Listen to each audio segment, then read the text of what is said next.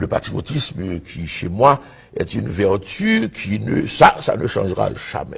Je ne vois aucune mondialisation qui peut m'empêcher d'aimer Haïti, d'être fier d'être haïtien et de vouloir me consacrer au bien d'Haïti. Je le disais à un ami hier, on me posait la question, c'était avant-hier à New York. Écoutez, de même que le poète français Aragon, parlant de sa femme, de sa compagne, Elsa, a écrit, pour dire qu'il l'aimait, a écrit un recueil de poèmes qui s'appelle Le Fou d'Elsa.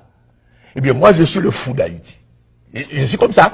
Personne ne peut plus me changer. Je suis haïtien jusqu'au bout de mes ongles. Donc, la tâche haïtienne est pour moi quelque chose de fondamental et je sens une responsabilité, tant que je vis, de donner quelque chose dans ce qui concerne Haïti.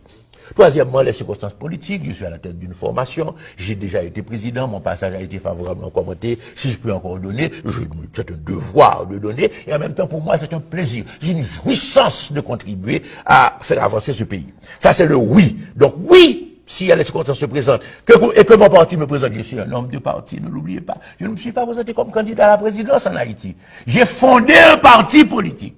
Mes compagnons de parti luttent avec moi pour changer le pays. Donc, si mon parti me désigne, bien sûr, je réponds oui, parce que ça correspond à une aspiration chez moi. Cependant, quand je dis oui, il y a un mais. Ah, mais bien sûr, il y a un mais. Nous n'allons pas accéder au pouvoir dans n'importe quelle condition. Écoutez, on ne recherche pas le pouvoir pour le pouvoir. Si je recherchais le pouvoir pour le pouvoir, j'aurais fait mes 5 d'abord. Parce que je savais ce qu'il fallait faire pour rester au pouvoir.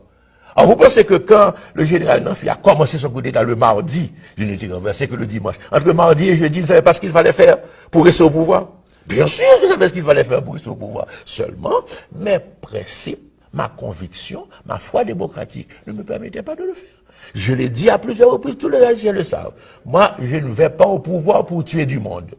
Je respecte la vie d'autrui et je pense que nous devons apprendre en Haïti à respecter la vie d'autrui. Il n'est pas question de ça. Ensuite, je pouvais l'exiler, bien sûr. La Constitution interdisait l'exil. Donc il me fallait, étant donné que je l'ai envoyé à la retraite et en résidence surveillée le vendredi soir, il me fallait attendre la semaine d'après pour négocier avec une ambassade étrangère et obtenir pour lui l'acceptation qu'il soit ambassadeur à l'étranger. Je comptais l'envoyer à un poste diplomatique à l'étranger. Ils nous ont renversé le dimanche. Voilà ce qui s'est passé. Donc, nous disons ceci. Il faut quand même que le pays enfin comprenne que nous devons arriver à une ère nouvelle, où l'on respecte la vie, où l'on respecte les droits, où l'on respecte les libertés, où on a l'état de droit. C'est dans cette condition qu'il faut gouverner Haïti. C'est dans cette condition, dans ce chemin qu'il faut mener Haïti. Avec nous, c'est clair que si nous devons aller à la bataille politique, c'est qu'il y a la possibilité de changer la vie, et nous prenons ce risque, nous nous combattons avec courage pour faire triompher cette possibilité. Mais si les conditions étaient telles qu'il fallait passer par les fourches codines d'une puissance étrangère qui choisit, il faut accepter ces conditions à l'avance pour être président, eh bien à ce moment-là, c'est évident que moi, personnellement, je ne suis pas l'homme d'un tel itinéraire pour revenir au président de la République. Je pense que le peuple haïtien mérite qu'il y ait une équipe de gouvernement capable de penser aux problèmes haïtiens pour le bien haïtien,